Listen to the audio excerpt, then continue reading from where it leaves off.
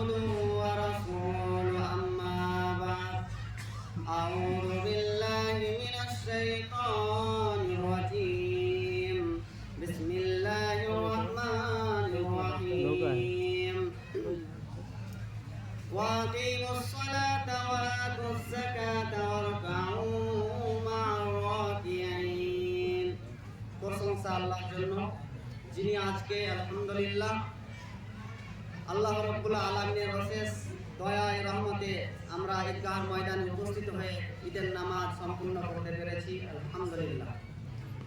তারপরে আমাদের নবী জনাব মুহাম্মদ রাসূলুল্লাহ সাল্লাল্লাহু আলাইহি সাল্লামের উপর শত কোটি দরুদ ও সালাম বর্ষিত হোক। আল্লাহুম্মা সাল্লি আলাইহি আল্লাহুম্মা বারিক আলাইহি। মাননীয় সুধী, সবাই উঠে উঠে পালাচ্ছেন, বেশিক্ষণ টাইম নয়, আপনারা বসবেন, একটু আওয়াজ শুনে যাবেন।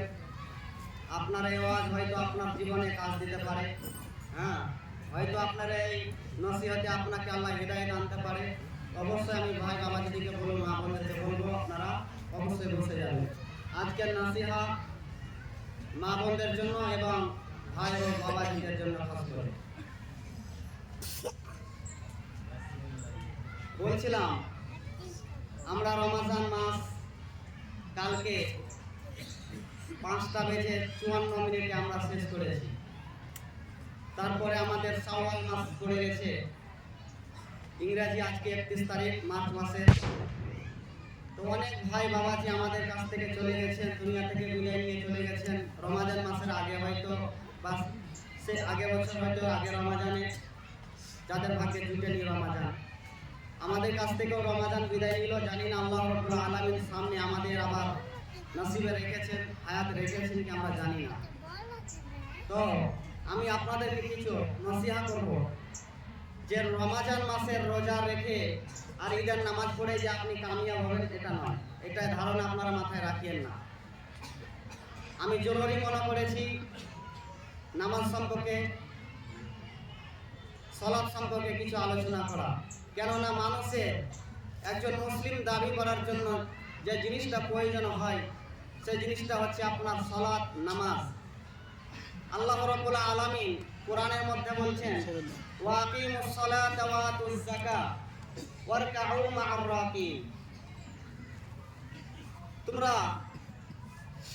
সালাত আদায় করো এবং যাকাত প্রদান করো, এবং যারা রুকু করে, যারা আমার সামনে অবনত হয় তাদের সাথে তোমরাও অবনত হও।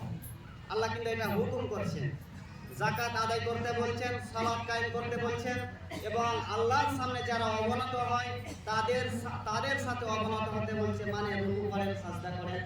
এক কথায় নামাজ আদায় করতে আপনাকে আল্লাহ রাব্বুল আলামিন বলছেন। কোরআনে প্রায় 82 জায়গায় শুধু নামাজের কথা বলা হয়েছে। নামাজ এমন একটি মুসলিমের ইবাদত, যদি নামাজ না থাকে মুসলিমের কাছে তো সে মুসলিম দাবি করলেও সে মুসলিম নয়, মুসলিম নয়। ইমাম আবু হানিফা দেখেন, ইমাম আহমদ বিন হাম্বল দেখেন, ইমাম মালিক দেখেন, ইমাম শাফি রাহমাহুল্লাহ দেখেন, 4 মাযহাব দেখেন, আরো আমাদের যেগুলো ইমাম রয়েছে শেখ বাজ, নাসিরউদ্দিন আলবানী রাহমাহুল্লাহ, ইবনে তাইমিয়া, সালেহ আল ফাওজান, সবাই ফতোয়া দিয়েছেন যদি কোনো মানুষ এক ওয়াক্ত নামাজ পড়ে বাকি নামাজ পড়ে না, জুমা নামাজ পড়ে বাকি নামাজ